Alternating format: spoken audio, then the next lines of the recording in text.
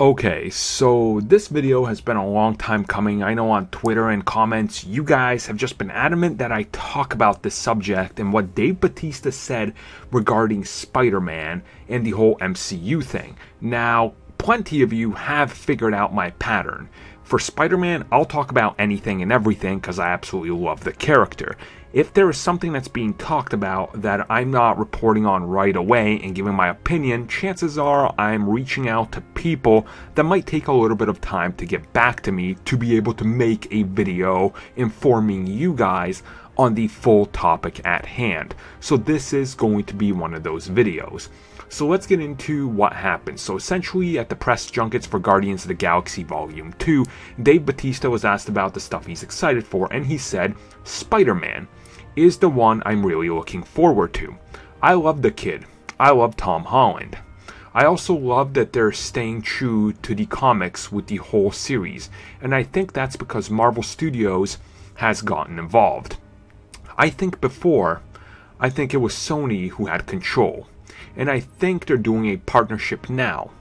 But I think they will. I don't know for sure, but I think they're going to reacquire Spider-Man. So the long story that you guys all know by now, that I have to make short for newer listeners, is essentially Sony had a lot of trouble. They had to make the partnership with Marvel to be able to give us a brand new Spider-Man in the MCU.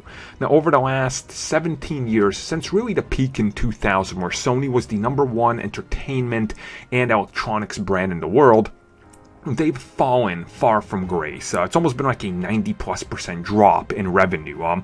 Their film division is literally dead. They're gonna keep afloat, maybe by all the Spider-Man stuff. Maybe. If it all comes out as planned, they might stay afloat just with that. Now, what Marvel has done is legitimately position themselves in the perfect position. And they're making partners with all these people that they've had beef with before that were in charge of Spider-Man.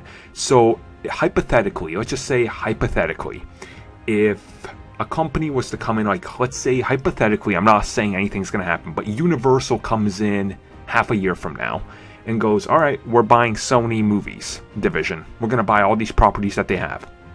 One of these is going to be Spider-Man. Now, the relationship Marvel has forged has a contract in there.